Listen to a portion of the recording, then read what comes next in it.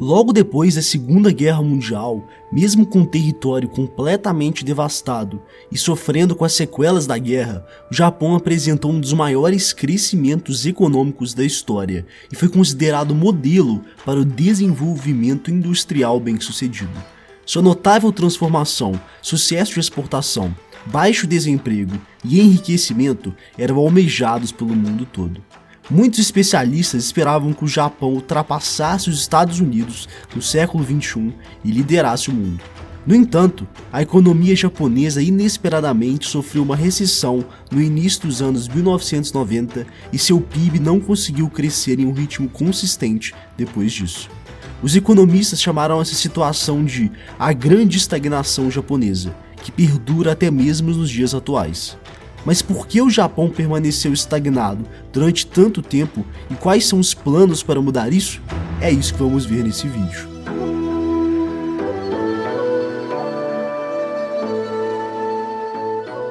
Depois da Segunda Guerra, com a ocupação das tropas americanas e a aprovação de uma nova Constituição, o Japão foi impedido de poder formar seu próprio exército e, portanto, dependeria dos Estados Unidos em caso de ameaças.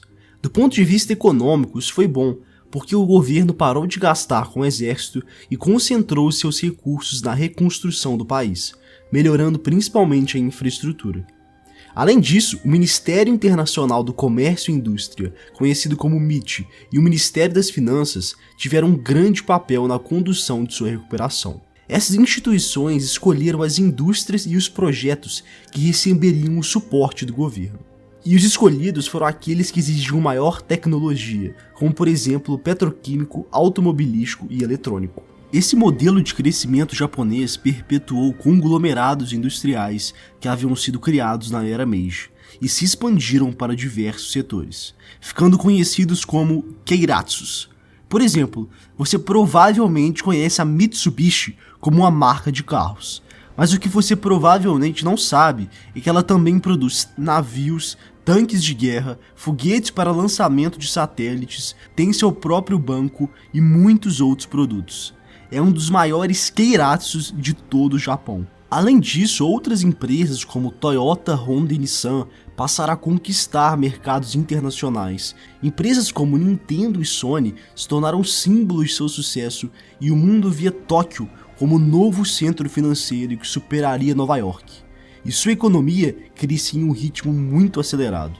No entanto, esse período dourado da economia japonesa estava prestes a terminar.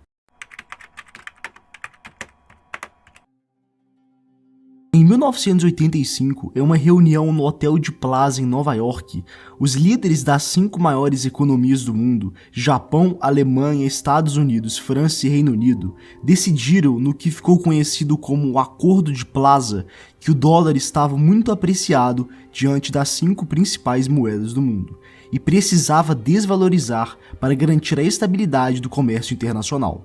O Banco Central de cada país se comprometeu em vender suas reservas de dólares em troca de outras moedas, a fim de desvalorizar o dólar, uma vez que só aumentaria a oferta da moeda americana no mercado.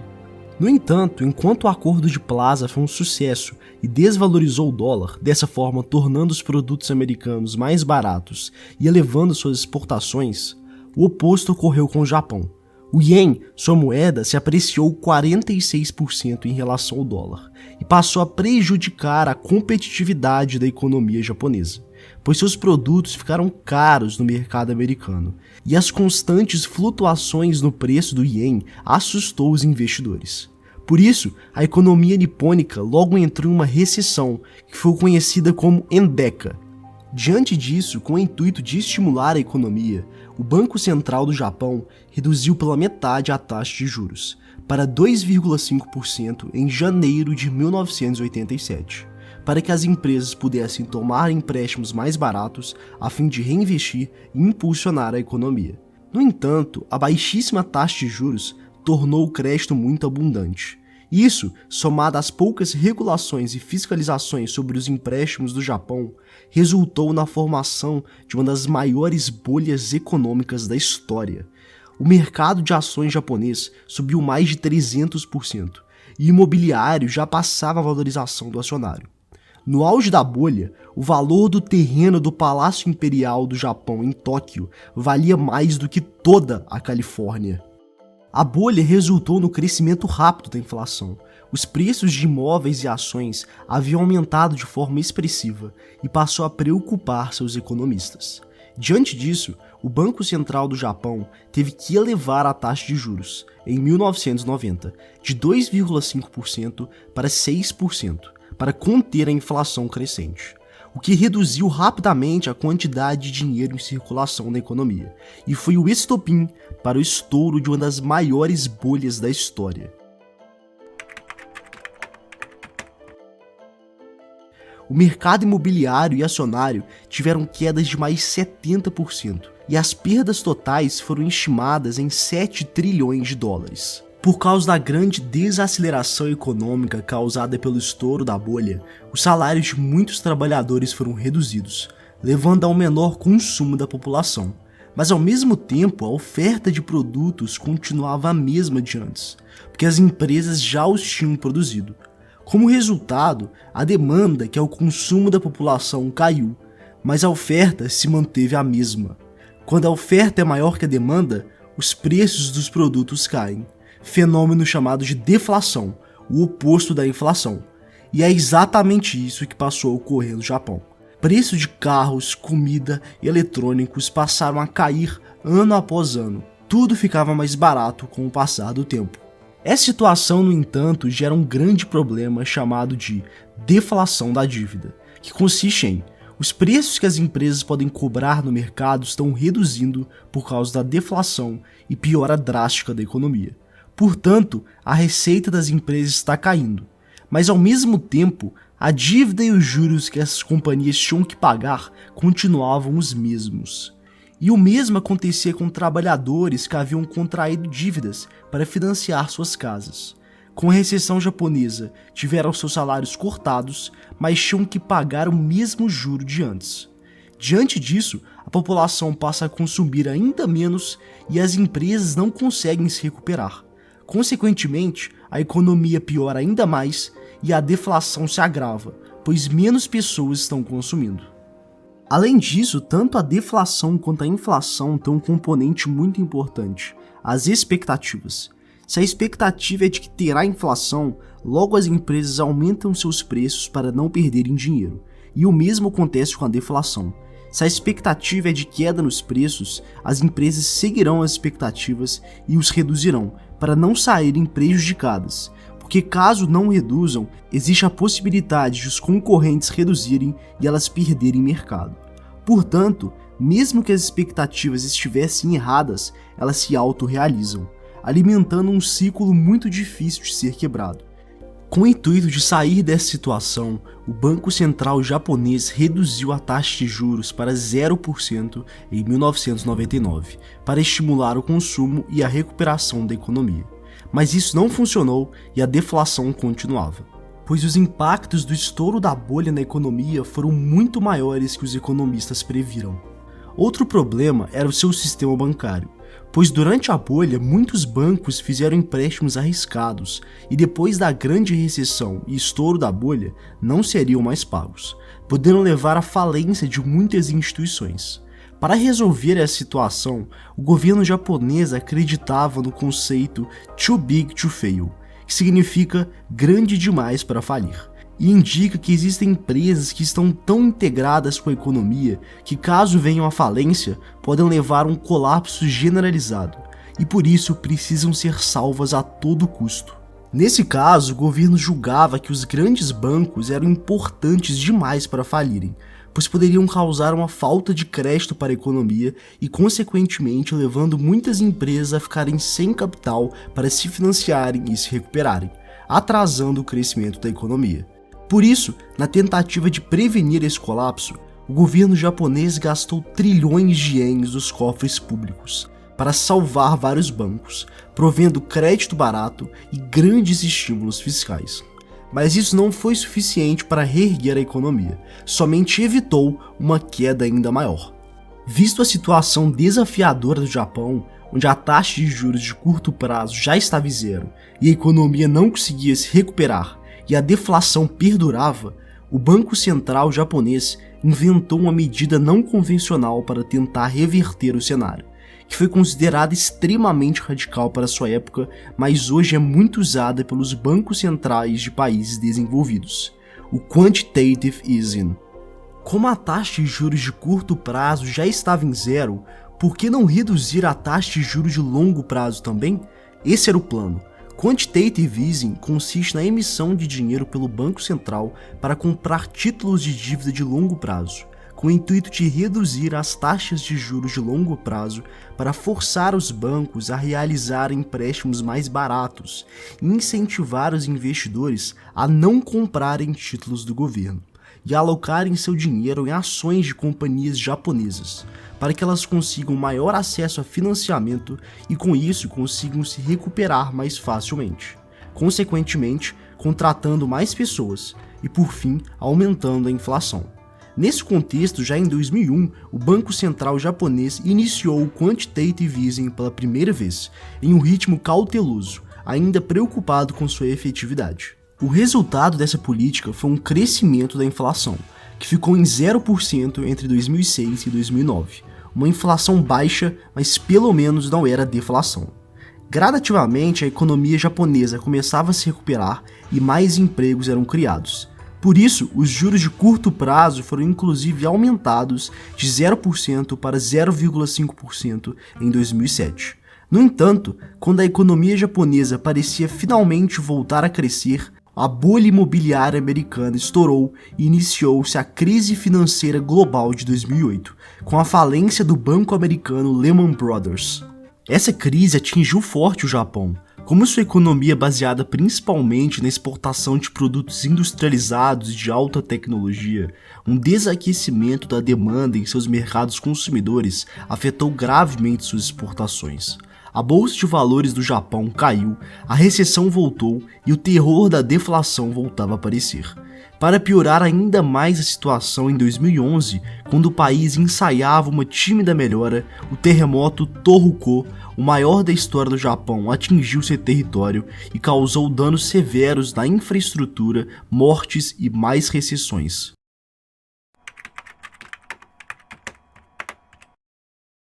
Quando o Japão parecia ter perdido as esperanças de lutar contra a deflação, em 2012, Shinzo Abe começa sua campanha pelo Partido Liberal Democrata Japonês, ressaltando um plano econômico com o objetivo de livrar o Japão da estagnação, deflação e pessimismo que assombrou o país durante os últimos 20 anos.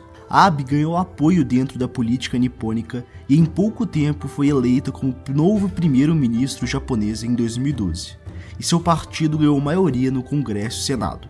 O plano de Abe ficou conhecido como Abenomics e consistia em 3 pilares, chamados de flechas pelo novo primeiro-ministro. Abenomics has 3 arrows.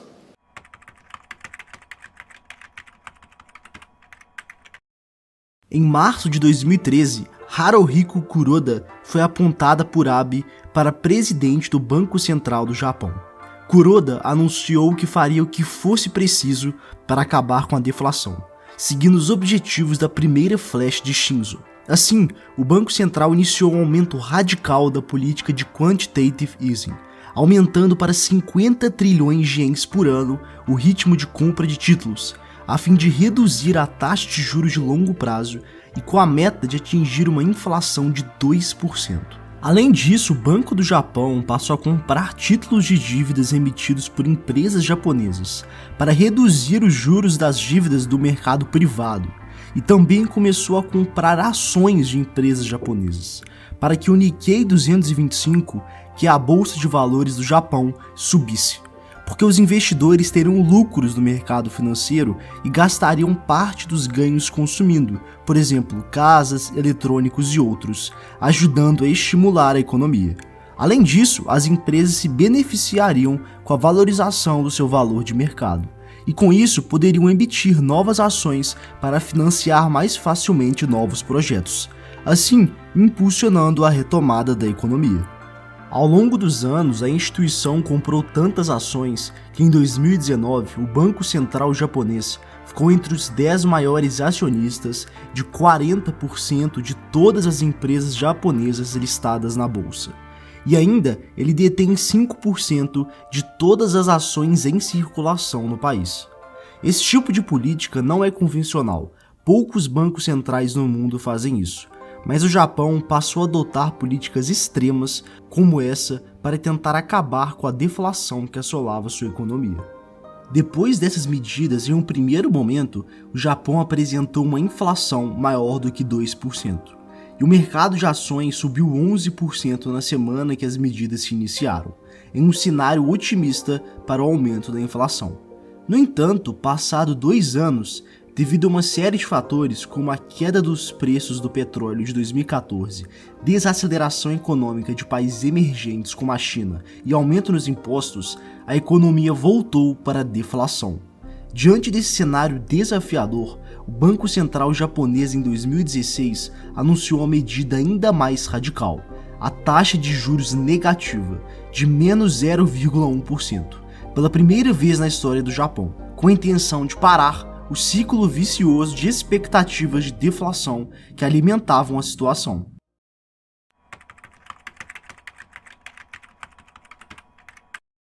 Se a taxa de juros está próxima de zero, não faria sentido para as empresas tomarem empréstimos e investirem em projetos como, por exemplo, residências ou mais lojas, e assim impulsionar a economia? Por que isso não ocorreu? Devido à chamada armadilha de liquidez.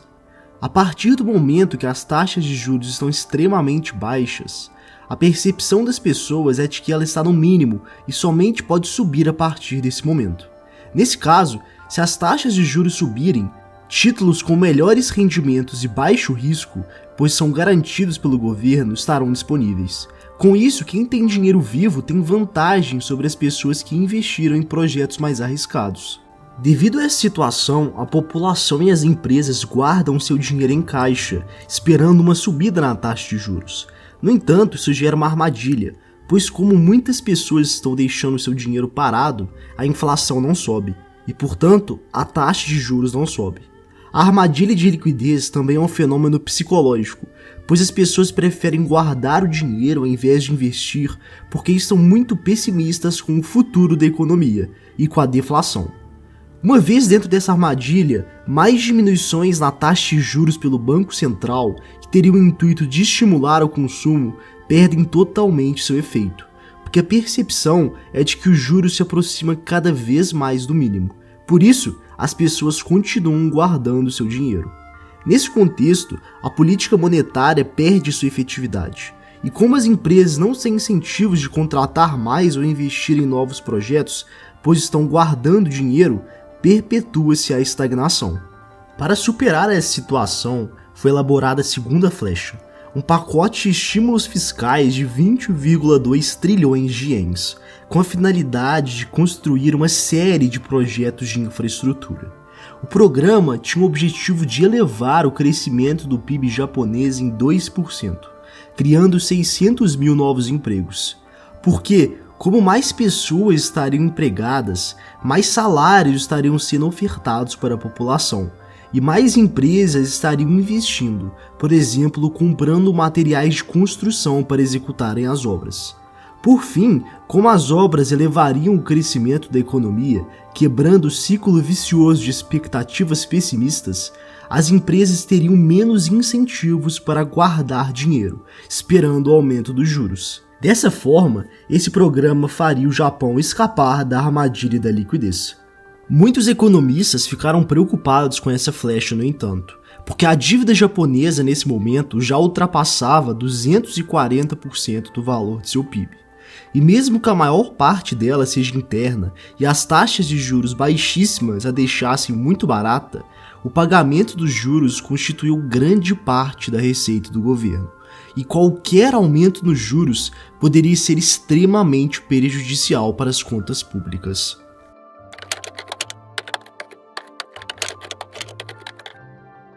O último pilar do plano de Abe era melhorar a competitividade da economia por meio de uma série de reformas estruturais. Dentre elas, podemos citar redução de regulações do mercado de trabalho, acordos comerciais com os Estados Unidos, países asiáticos e União Europeia, liberalização do setor de energia, redução dos impostos corporativos de 38% para 30%, e medidas para encorajar a entrada das mulheres de forma mais efetiva no mercado de trabalho, que ficaram conhecidas como Womenomics. Essa flecha ficou conhecida como a revitalização do Japão e buscava criar oportunidades de investimento no país e aumentar o potencial de crescimento da economia. Diante de todas essas medidas, ao longo dos anos, o Abenomics foi um sucesso ou um fracasso? Depois da eleição de Shinzo Abe em 2012, a taxa de desemprego saiu de 4,3% para 2,2% em 2019, atingindo o nível mais baixo das últimas décadas e o menor desemprego do G7. A porcentagem de japoneses em idade ativa trabalhando apresentou um crescimento notável após o Abenomics.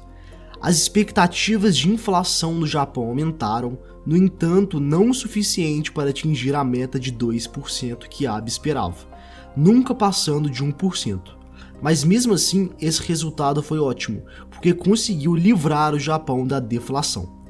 A bolsa nipônica, o Nikkei 225, dobrou em 7 anos, e as medidas de Abe foram muito eficientes em ajudar as grandes firmas a aumentarem seu valor de mercado, lucratividade e principalmente na expansão internacional dos negócios. No entanto, o crescimento econômico durante o período Abe foi em média 0,8% até 2019, o segundo pior desempenho entre os países do G7. Somente olhando esse dado, poderíamos considerar o Abenomics um completo fracasso. Mas devemos ressaltar que a população japonesa passou a decrescer muito rápido depois de 2008. A taxa de fertilidade caiu drasticamente quando comparada a 1990. Além disso, melhorias no sistema de saúde aumentaram a expectativa de vida da população para níveis recordes no mundo. Em 2016, pessoas com mais de 65 anos de idade correspondiam por cerca de 30% da população japonesa.